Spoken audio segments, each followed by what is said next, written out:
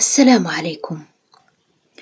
وش عمرك وقفتي مع راسك واحد اللحظة وسولتي علاش شي مرات كنحسو بالضيق بحال الدنيا تسدات، وفي واحد اللحظة كيتحل واحد الباب ما كانش في الحسبان؟ واش عمرك وقعلك شي حاجة كنتي كتشوفها مستحيلة ومن بعد لقيتيها تحققات بطريقة ما فهمتيهاش؟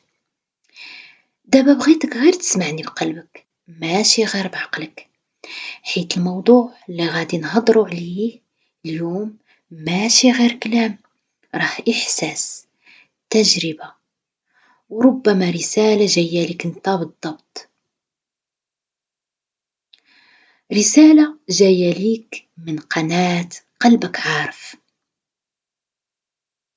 الرزاق هو الله، كلمة سهلة كنقولوها بزاف ولكن قليل اللي كيعيشها بصح، حيت إلا عشتيها عمرك ما تبقى تخاف على رزقك، عمرك ما تبقى تقلق من غدا، عمرك ما تبقى تحس براسك بوحدك في هاد الدنيا، حيت كتولي عارف باللي اللي خلقك ما يمكنش ينساك، ما يمكنش يحرمك، واللي عطاك الروح ما يمكنش يحرمك من أي حاجة محتاجها.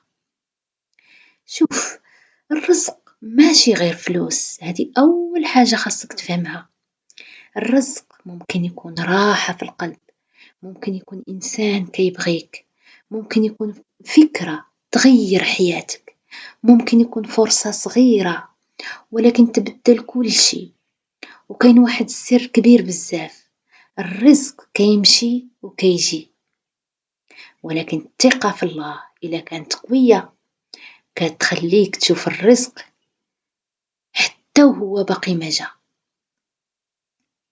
الله سبحانه وتعالى قال: ومن يتق الله يجعل له مخرجا ويرزقه من حيث لا يحتسب. وقف هنا شوية، من حيث لا يحتسب يعني منين ما كنتيش حتى كتفكر، منين ما كنتيش حتى متوقع. واش فهمتي شنو المعنى العميق ديال هاد الآية؟ يعني الرزق ديالك ما مربوطش غير بالأسباب اللي كتشوف، كاين رزق مخبي، كاين تدبير إلهي، كاين أبواب ما كتتحلش بالعقل ولكن تتحل بالقلب. شي مرات كتجري، كتتعب، كتحاول وكتحس ما كاين حتى نتيجة، وشي مرات أخرى غير صدفة صغيرة، غير لقاء عابر، غير فكرة جاية في بالك وكتبدل حياتك كاملة. علاش؟ حيت الله كيبغيك تعرف باللي ماشي غير الجهد ديالك اللي كيصنع النتيجة، ولكن التوفيق ديال الله تعالى. بغيتك دابا تتخيل معايا واحد اللحظة، إلا كنتي دابا في واحد الضيق، في واحد الحالة اللي حاس فيها باللي كل شي واقف، باللي الرزق حابس، باللي الأبواب مسدودين، شنو غادي يكون الإحساس ديالك إلا عرفتي باللي هاد الشي كامل غير مرحلة، غير امتحان، غير ترتيب إلهي باش يعطيك حاجة أكبر؟ حيت الله قال: هذا رزقنا ما له من نفاذ. يعني الرزق ديالو ما كيساليش، ما كينقصش، ما كيوقفش. المشكل ماشي في الرزق، المشكل في النظرة ديالنا ليه. حنا كنشوفو غير اللي قدامنا، ولكن الله كيشوف الصورة كاملة. واش عارف قصة سيدنا سليمان عليه السلام ملي دعا وقال: رب اغفر لي وهب لي ملكا لا ينبغي لأحد من بعدي؟ شوف الثقة، شوف الطلب، شوف كيفاش طلب واحد الحاجة كبيرة، حاجة ما طلبها حتى واحد من قبل. وعلاش؟ حيت كان عارف مع من كيهدر، كان عارف باللي الله قادر يعطي بلا حدود. وهنا كاين درس كبير، واش انت كتطلب من الله وانت شاك، ولا كتطلب وانت ميقن باللي غادي يعطيك؟ الفرق هنا كبير، حيت الله كيقول بالمعنى: أنا عند ظني عبدي بي. يعني كيف ما كتظن بالله كيف ما كيكون معاك. شي مرات كتقول أنا ما عندي زهر، أنا ديما الرزق ديالي قليل، أنا ما كيتفتح ليا حتى باب، وكتنسى باللي الكلمات ديالك راها دعاء، وكتنسى وكتنسى باللي الله كيسمعك، وكتنسى باللي ممكن تكون نتا اللي سديتي على راسك الأبواب بهاد الأفكار ديالك. فالحل هنايا تبدلها، بدلها غير الفكرة وغادي تشوف التغيير. قول رزقي غادي يجي، الله غادي يفرجها، أنا متوكل على الله. ماشي غير كلام، قولها وانت حاس بها وانت مآمن بها. الرزق كيتبدل ملي كتبدل الداخل ديالك، ملي كتولي قريب من الله، ملي كتولي كتثيق فيه، ملي كتولي كتسلم الأمور ليه. حيت التقوى ماشي غير صلاة وصيام، التقوى هي الثقة، هي الطمأنينة، هي أنك تعيش وانت عارف باللي الله معاك في كل خطوة. شوف حياتك دابا، ارجع شوية للور، واش ما كاينش مواقف كنتي فيها ضايع ومن بعد تفرجات بطريقة ما فهمتيهاش؟ واش ما كاينش رزق جاك في واحد اللحظة؟ واش ما كاينش ناس دخلوا لحياتك في واحد الوقت اللي كنتي محتاج ليهم؟ هذه كلها إشارات باللي الله كيدير، باللي الله حاضر، باللي الرزق ماشي صدفة.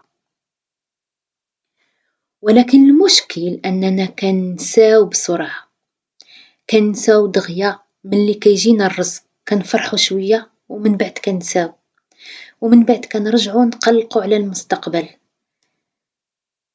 دغيا تنساو ومن بعد تنفكرو اش غادي يكون غدا، كيفاش غادي ندير غدا. علاش؟ حيت ما تعلمناش نعيشو باليقين، تعلمنا نعيشو بالخوف، والخوف كيحبس الرزق، ماشي حيت الله ما باغيش يعطيك، ولكن حيت الخوف كيخليك ما تشوفش الفرص، ما تستغلش النعم، ما تتحركش بالثقة. دابا بغيتك تسول راسك بصراحة، واش أنا فعلا مآمن باللي الله هو الرزاق ولا غير كنقولها بلساني؟ حيت إلا كنتي مآمن بها من قلبك حياتك كاملة غادي تبدل. كون على يقين، غادي تولي تشوف الخير حتى في المشاكل، حيت عارف باللي فيها حكمة. غادي تولي تصبر بسهولة حيت عارف باللي الفرج قريب. غادي تولي ترتاح حيت ماشي انت اللي مسؤول على كل شيء، راه كاين رب كيدبر. وواحد الحاجة مهمة، الرزق ما كيجيش ديما بالطريقة اللي كنتي انت باغي. شي مرات كيعطيك الله حاجة أخرى أحسن، ولكن انت كتكون مركز غير على حاجة وحدة، وكتظن باللي ما جاك حتى رزق. فتح عينيك، حل عينيك وشوف النعم اللي عندك، شوف الصحة، شوف الناس اللي كيبغيوك، شوف الفرص الصغيرة اللي حداك، هادي كلها رزق. وملي كتكون شاكر للنعم اللي عطاك الله عز وجل، الله كيزيدك. كن على يقين، ماشي الله اللي قالها في القرآن الكريم ولئن شكرتم لأزيدنكم؟ فكن على يقين أن الله غادي يزيدك، وفي نفس الوقت خدم، تحرك، حاول، ولكن ما تجهدش على راسك وما تركز في الحاجة بزاف كتر من قياسها، وتوكل على الله. حيت التوكل ماشي هو الجلوس، التوكل هو أنك تدير اللي عليك وتخلي النتيجة على الله. وخا تكون الظروف صعيبة، وخا تكون الطريق طويلة، وخا تحس باللي ما كاين حتى تغيير، بقى متمسك بالأمل واستمر، حيت ممكن اللحظة اللي جاية هي اللي غادي تبدل كل شيء. تخيل معايا، إلا بعد هاد الكلام كامل جاك رزق ما كنتيش متوقعه، فرصة جديدة، باب مفتوح. غادي تفهم بلي هادشي كامل ما كانش عبث، كان ترتيب، كان إعداد، كان درس باش تكون مستعد للي جاي. وخا يطول الليل الفجر كيجي، وخا يتأخر الرزق كيجي، وخا تسد الأبواب كاين باب غادي يتحل. بقى غير حاجة وحدة، ما تفقدش الثقة، حيت اللي عنده الله ما كيضيعش.